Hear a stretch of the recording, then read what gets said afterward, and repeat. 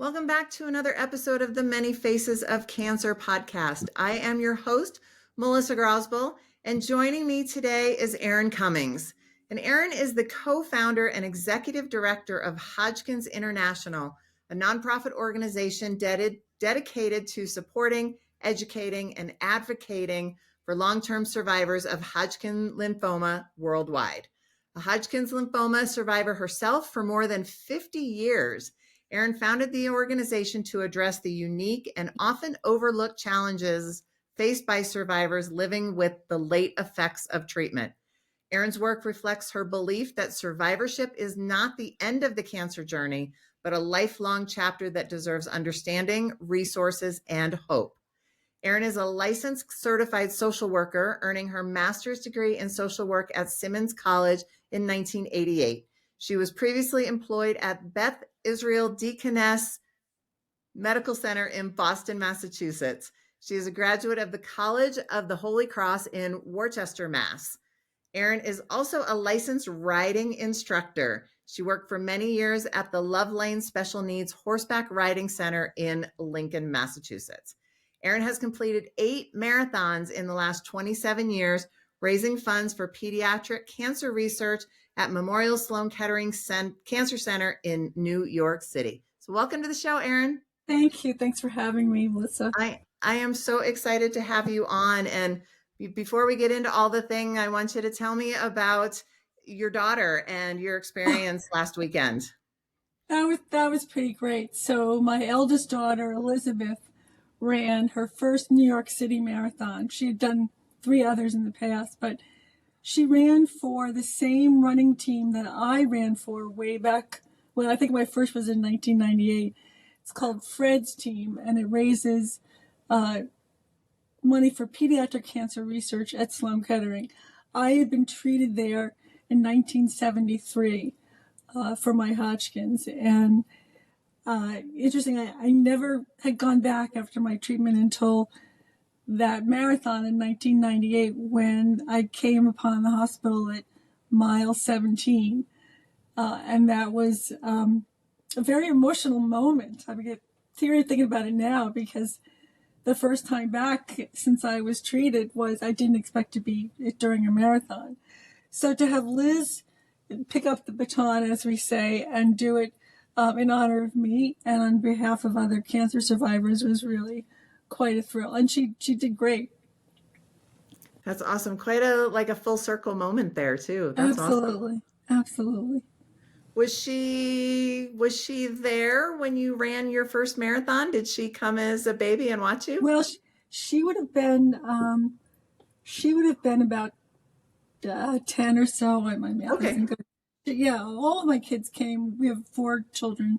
So they all came and they braved the cold and moved from spot to spot so they could see me at different points. And, I said this especially after doing it myself on Sunday.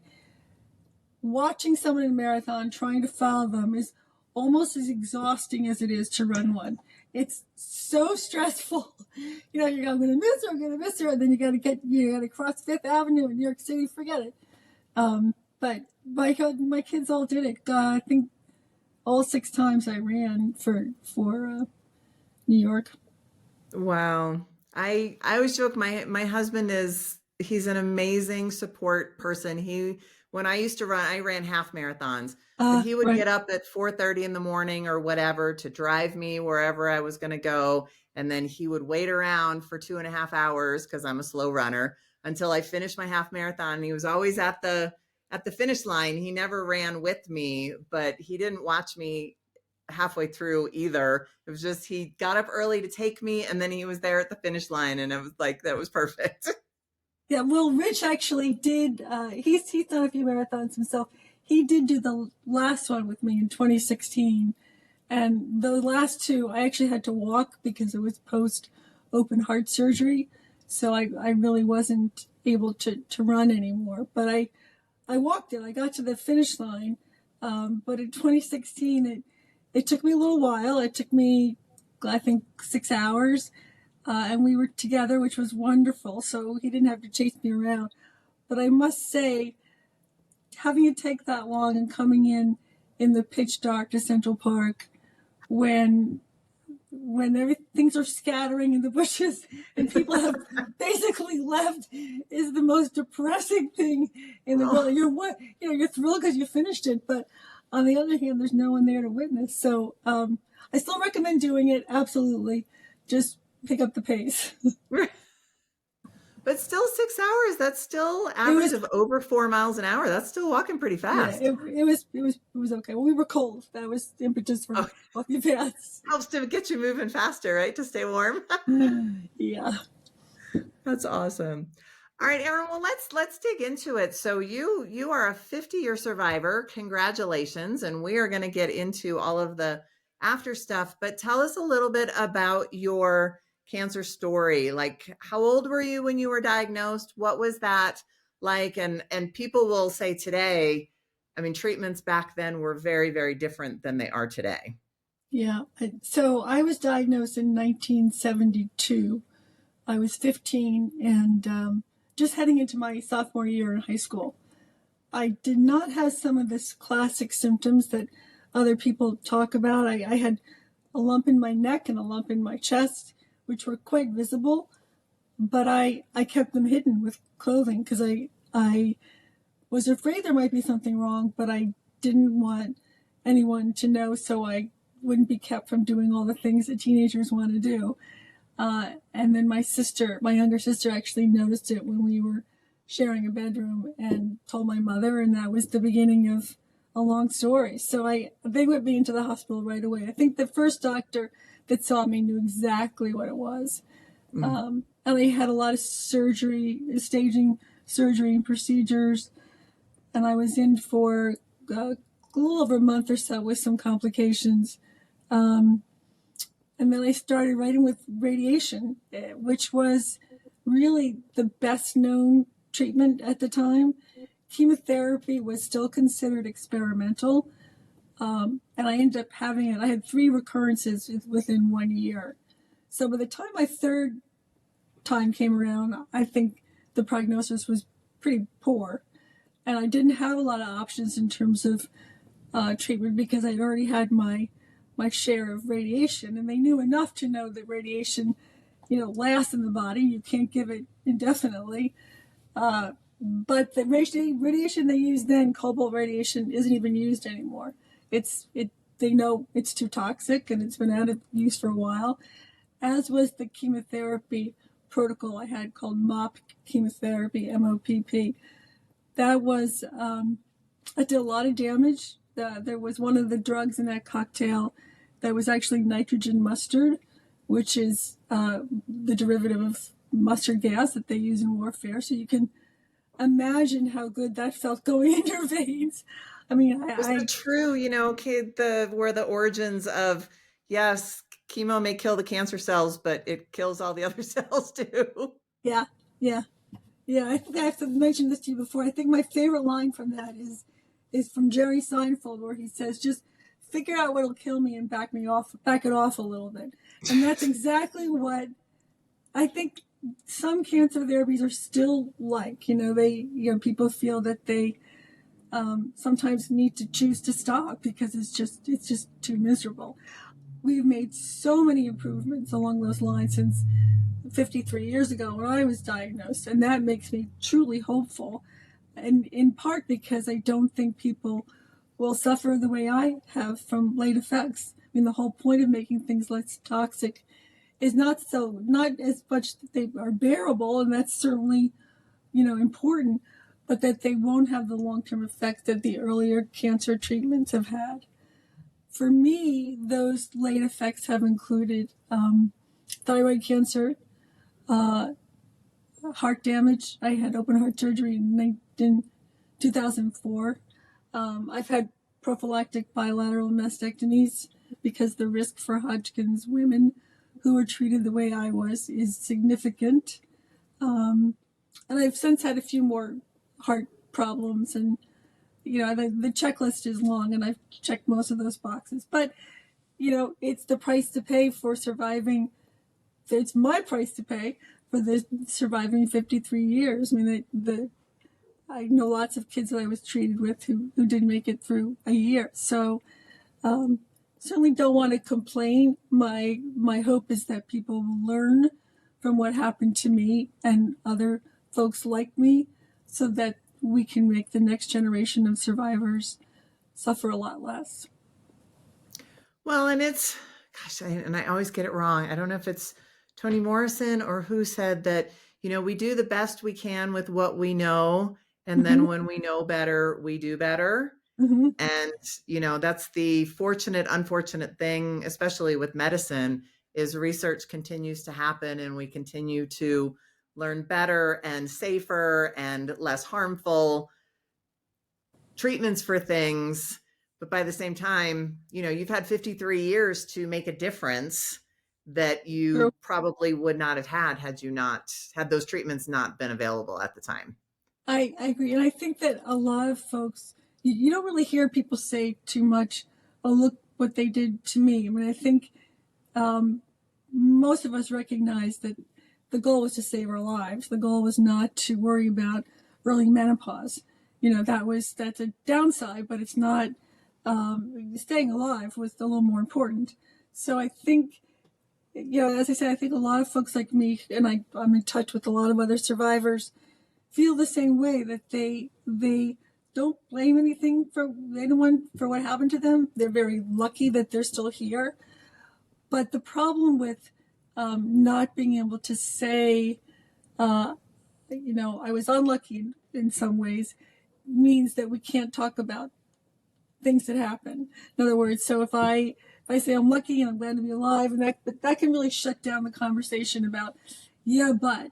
And I think there are a lot of folks out there who need to talk about the but. They're scared, they're worried, they're suffering. And those are the people that I worry about the most. And I don't like the word but. I say this a lot on the show, that two things can be true at the same time, that it's not, but, it's yes, and. Mm-hmm. Like, you can be grateful to be alive and be grateful to have had all this time, and also want to talk about what happened, and that they're not mutually exclusive. They can both be true at the same time. That's a perfect way of putting it. Couldn't have said it better. Yeah, thank you. And I think more people need to take but out of the conversation and be able to talk about both things, that you can be grateful and experience sadness or hardship or issues or something like that. It's not a, but tends to negate whatever happened before it. And that's absolutely not true. Yeah, I agree. I agree. Well said. So you were like 16, 17, 18 when you were kind of going through all of this.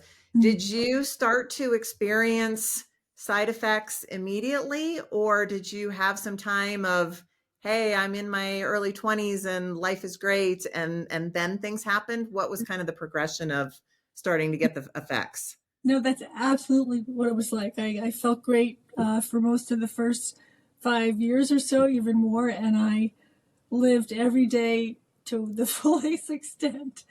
I mean, I was a pretty normal high school kid.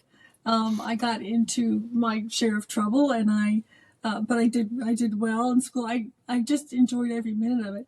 Part of that, I think, came from knowing how fragile life could be and learning that lesson at a very early age. Most of it was just that I wanted to be a normal teenage high school kid. And I didn't want to be the sick one. I didn't want to be look after or have someone be concerned about me all the time. I just wanted to be one of the gang. So that I was lucky. I think it was really it was 10 years, maybe more afterwards, that I had my first late effect, and that was the thyroid cancer. Okay. And then it kind of just little steps after that. Yeah. And that's a very typical scenario, Melissa, that people will go 10, 20 years and not have any symptoms of late effects. And then all of a sudden they've got a heart murmur, or they've got trouble breathing, or they have a lump in their breast. I mean, that's pretty typical. It's not always a slow, gradual progression.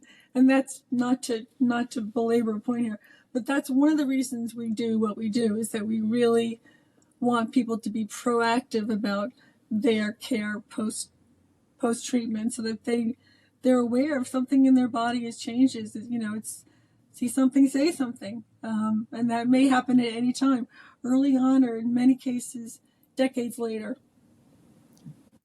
And now this was a long time before, the Hodgkin's International was founded and stuff. So when you were diagnosed with thyroid cancer, did you know or learn or think that it was related to your Hodgkin's, or was this just, oh, here we go, another cancer? Like, at what point did you start to think, hey, wait a minute, all these things are starting to happen. Could it be as a result of my treatment early on?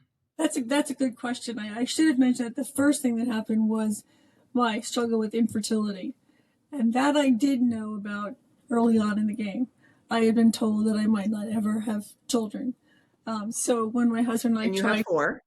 I have four. They're all adopted, but I'm Okay. still, my kids are, my heart. And anyone who says that one is better than the other, they're any way you can become a mom in my book is pretty darn great. So, Right. but that was the first time it kind of hit me that, wait a minute, this is real. There are some repercussions of what happened to me, physically and emotionally. Going through that was really hard. It was another loss. It felt to me like another betrayal. My body was betraying me. It wasn't doing something that it was supposed to be doing. So I think looking back on it, that was really the first time I had a little aha moment. But it wasn't really sick. It was just this very difficult thing to go through. I really wasn't that sick with thyroid cancer. It was pointed out to me on my physical. So the early things really, they weren't such a blow. It wasn't until I developed heart disease that I think it really occurred to me that this is all related to my radiation. But there was nobody telling me that. I would ask questions, and most of the response I got was, "Oh, that was so long ago. You're fine. It's nothing to do with it." And sadly, I think there was some research at the time that pointed to those late effects, but the research wasn't trickling down to the patient level. It was kind of all up on the research level. And it's taken a long time for the results of that kind of research to get to people like me. Or even to get to the doctors who are treating people like you. In many cases, yes, and still is the case. And that's why we have primary oncoprimary care. That's now a new field and a budding one. We have a couple of our board members who are directly involved in that effort because they're oncologists and also PCPs. But that is a way into educating clinicians that, the first time you show up in your primary care physician's office and you have these symptoms, and they're not studying this. They're not studying, treatments that happened 50 years ago. That's not their job. And they have a gazillion other things to worry about. So now with oncoprimary care, we have the ability to make it easier for these late effects to be recognized even at the first level of primary care. Nice.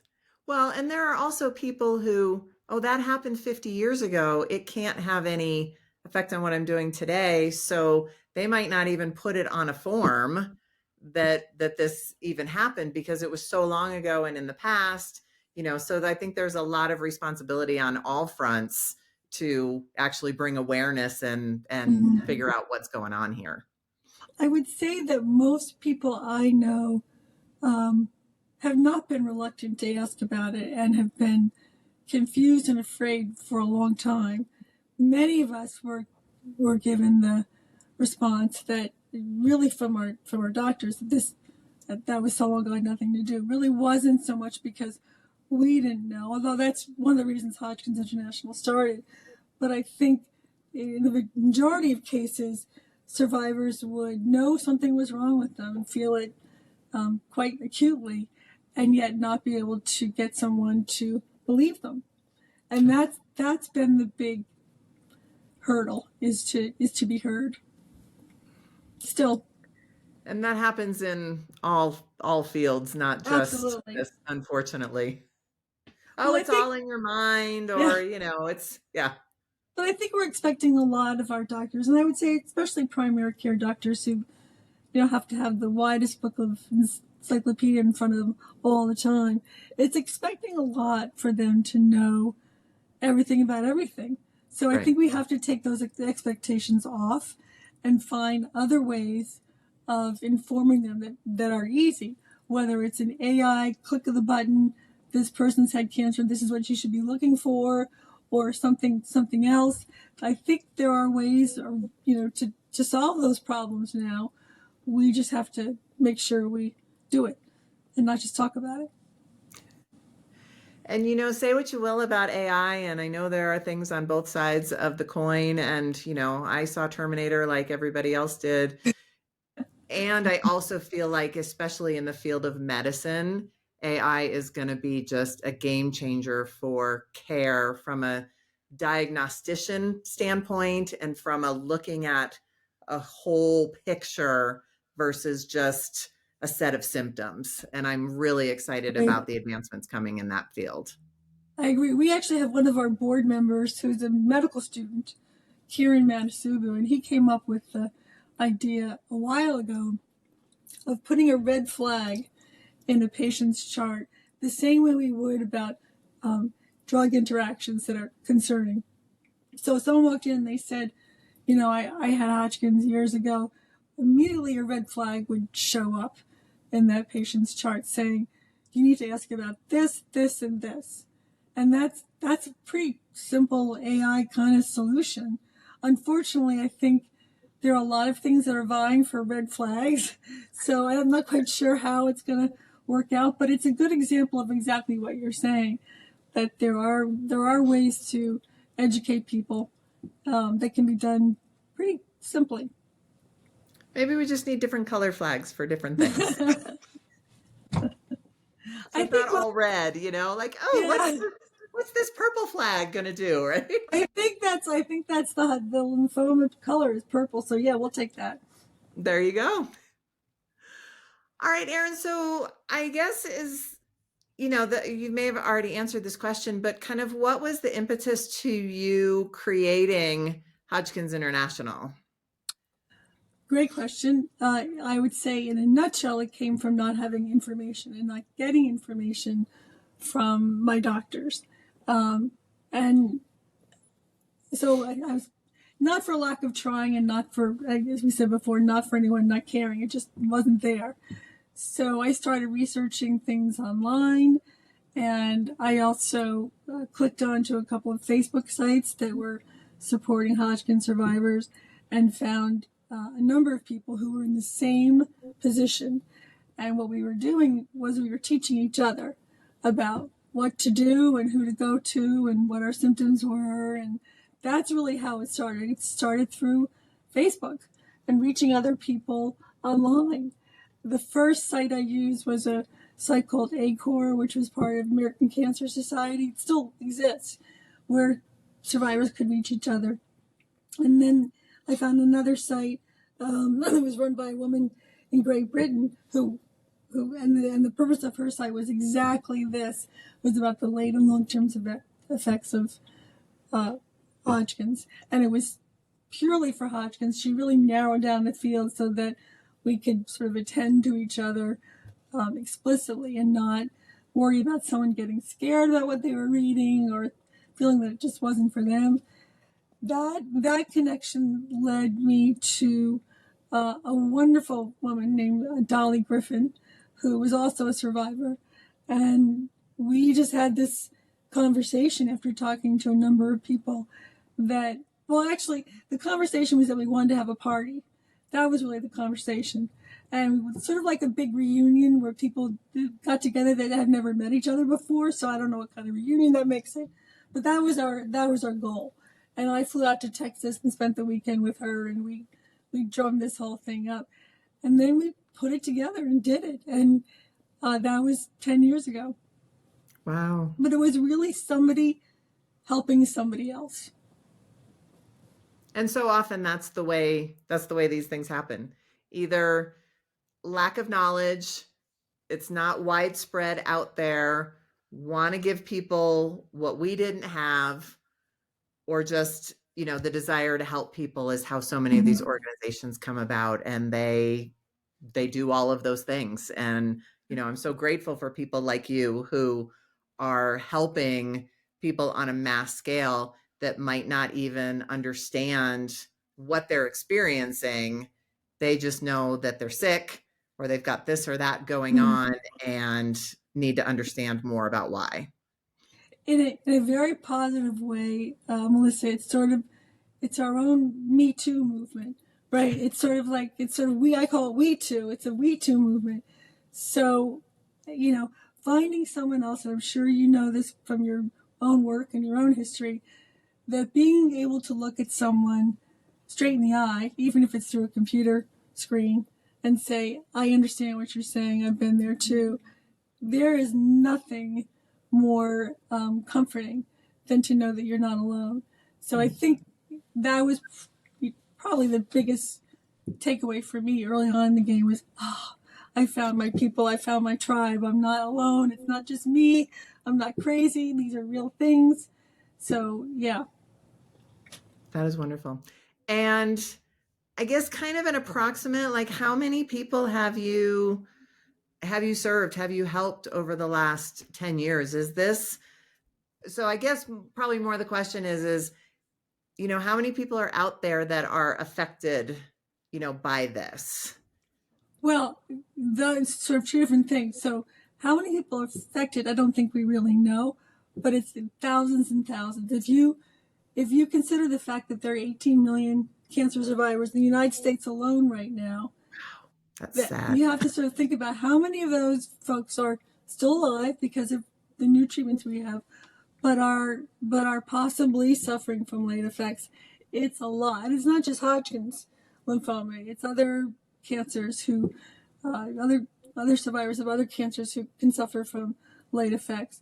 Our group tends to be a group who, again, checks off a lot of those boxes because of where we were treated, radiation from the pelvic region up to your neck, toxic chemotherapy. So we kind of are in a more vulnerable space with those things, and you will hear more about Hodgkin's folks having more late effects, even emotionally.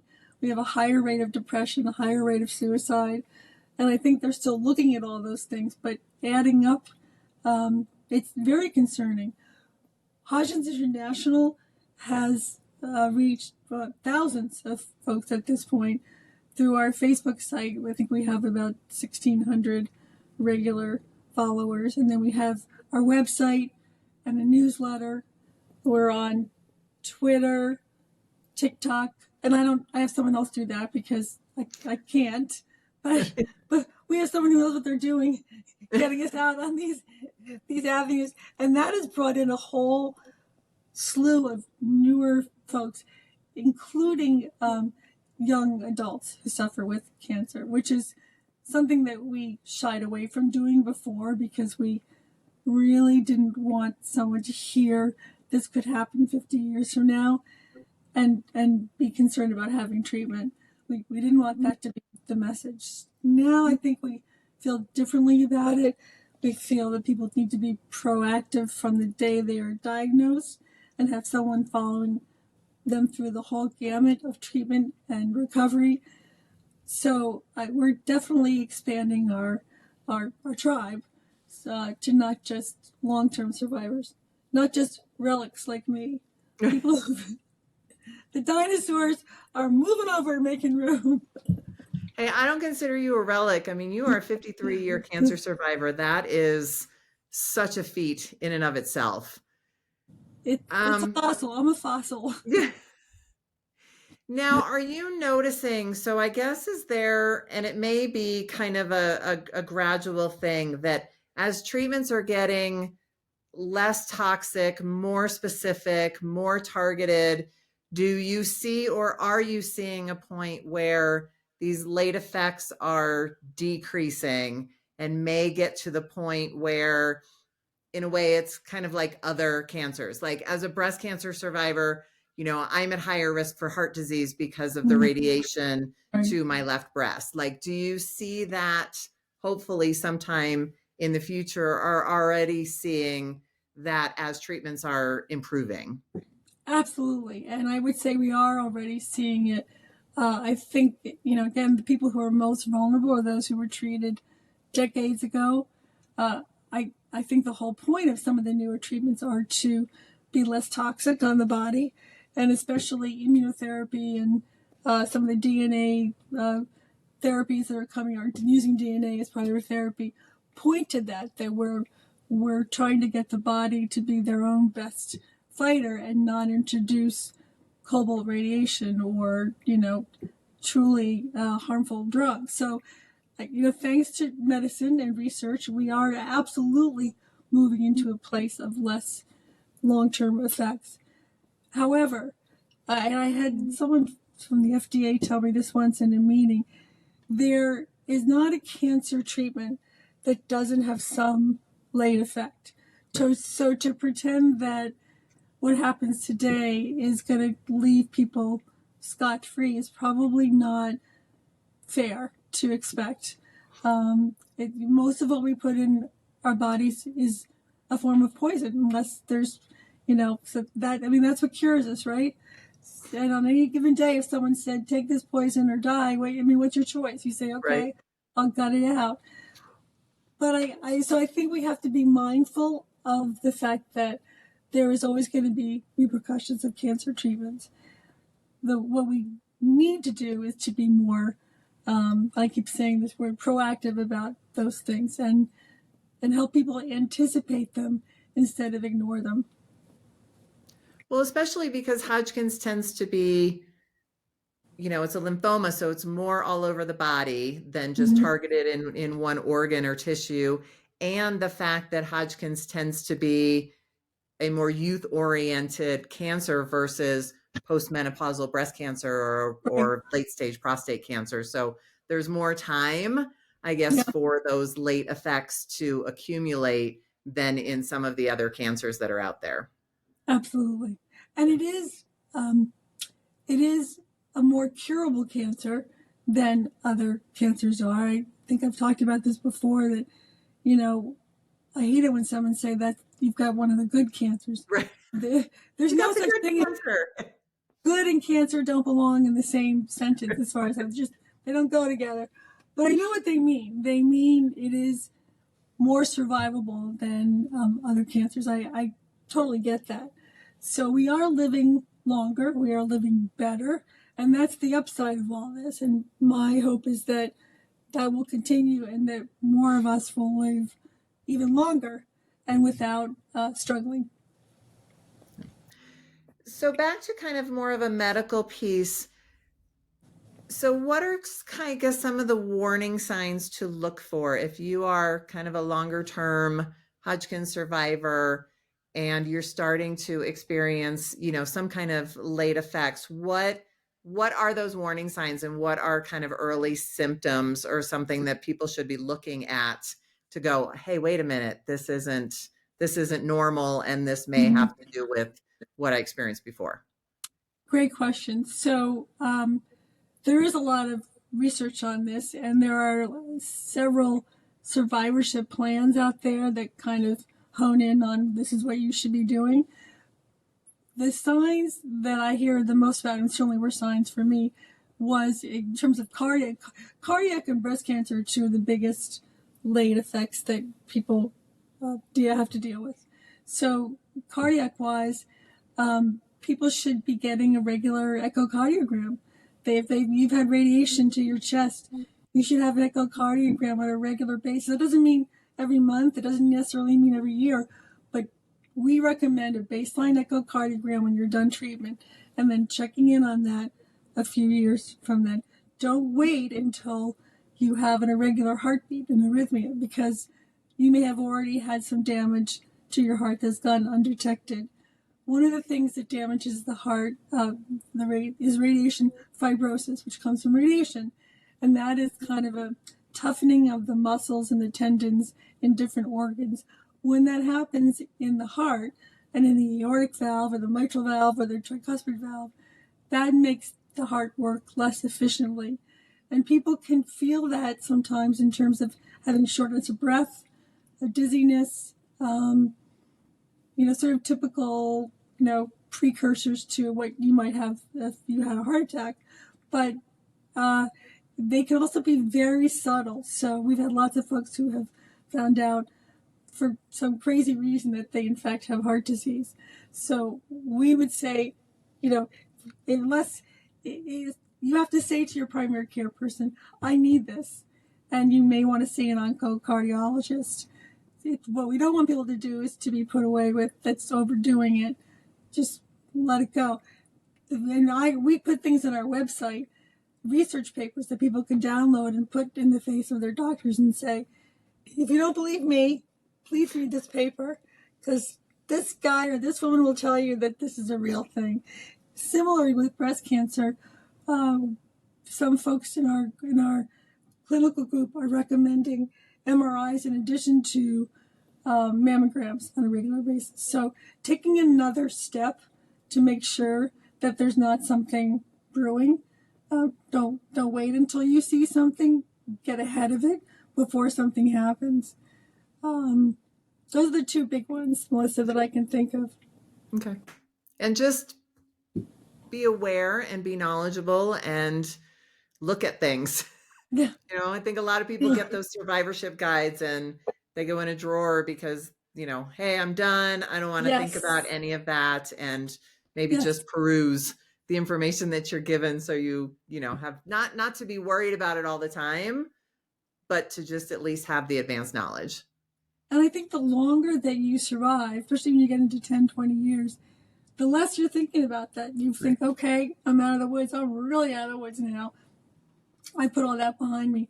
And those, unfortunately, happen to be the moments that something goes wrong, decades later. So, we definitely want to encourage people to be looking ahead and to not put something off. And if they don't get, the right answer from their clinician, they should find somebody else.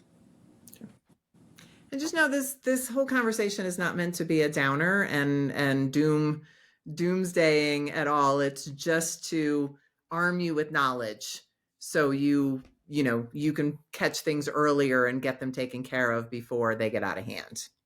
Absolutely. And that's one of the reasons I mentioned to you, and I put in my bio about running marathons. I mean, it's kind of an oxymoron that someone with a number of physical issues that I've had have been able to complete a marathon. So I'm not recommending going out and training for one tomorrow. I think for many people getting their mailboxes running a marathon, and I get it. My point is that in between all those potentially difficult moments, there is a lot of living to do. Absolutely. And just because we suffer from late effects doesn't mean we're sick. If I met you on the street, I don't think that you'd know that you might know from my skinny neck that something was going on there, but you would know that I had cancer. I look worse on paper than I do in person. So my hope would that people would hear my story and those of others and realize, yeah, she got 53 years and they haven't been all that bad. I've just been lucky because I've had the resources to educate myself, to take care of myself. And when those things aren't available, that becomes a problem. But in the meantime, I've had a great life. Awesome. And thank you for all the work that you're doing for so many. It is truly remarkable and such a need for so many. And speaking of that, so you talk about your website and everything, and we're going to put it in the show notes, but where can people find you if they want to connect with you, or if they want more information about Hodgkin's International and, to become a part of your organization? What's the best way for them to do that? The best way is to send us an email, and you can write us at info at hodgkinsinternational.org or .com. I think either one works.